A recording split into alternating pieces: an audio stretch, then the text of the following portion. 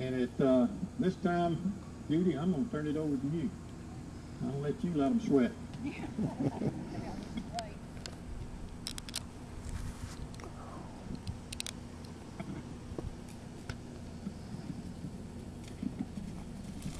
My part in the program is to tell you some history about Grandpa James Robert and his service to the Confederacy. James Robert Copeland was born June the 24th, 1847 in Henry County, Georgia. He was the 7th child born to Elizabeth P. Christian and Samuel Copeland. By 1851, Samuel Copeland had moved to Carroll County and opened one of the first stores in Bowden. Little is known of James Robert Copeland's early years. No pictures document his time on this earth. In late 1863 or early 1864, he volunteered for Confederate service. He would have been 16 years old. He was mustered in at Dalton. A letter written from Uncle Thad to Uncle Ples in 1944 indicated that Grandpa James Robert was at Appomattox with Lee at the time of the surrender on April 19, 1865. However, in 1910, Grandmother Emma applied for a widow's pension based on Grandpa's Confederate service record.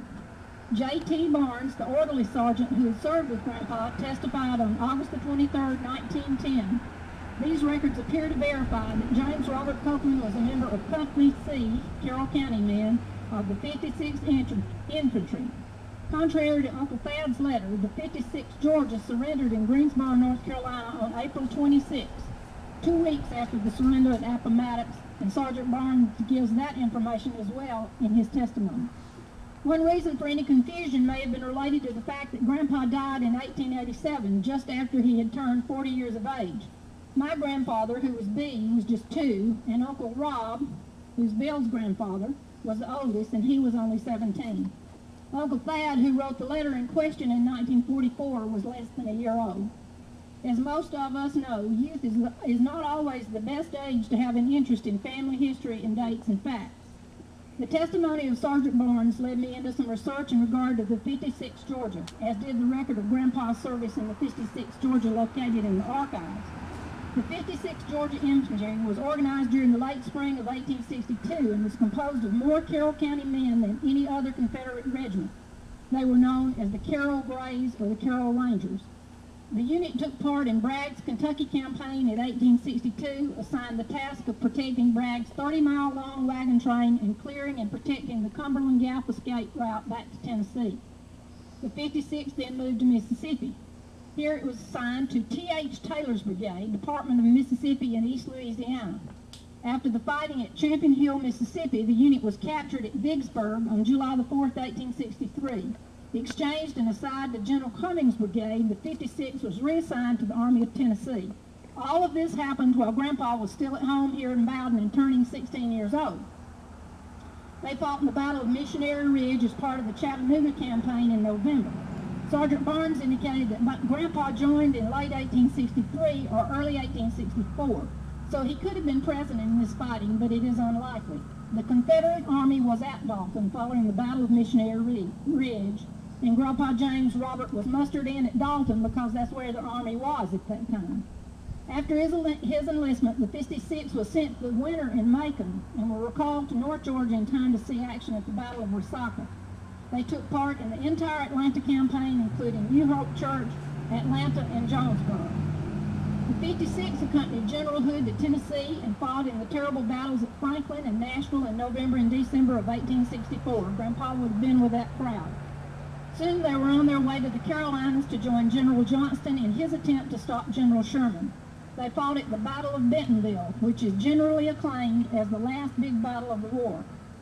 In the spring of 1865, part of the 56th Georgia was consolidated with the 34th and the 39th under the name of the 39th.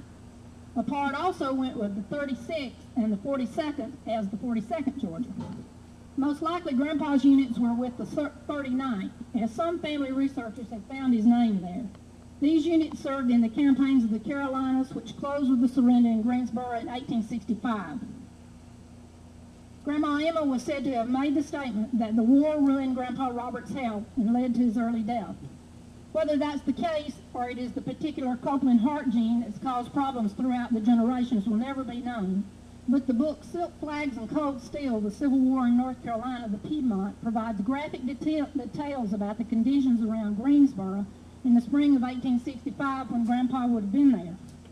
Hundreds of sick and wounded soldiers were arriving from the fall of Richmond. Confederate units arrived each day and made their bivouac in and around the city. Greensboro was the official rallying point for what was left of Johnston's Army of the Tennessee. The streets were knee-deep in mud, torn up by the incessant lines of horses, wagons, guns, carriages, and ambulances. At night, campfires made a necklace around the town. Great armies hemmed in the city. The last dramatic acts of the war were about to be played out.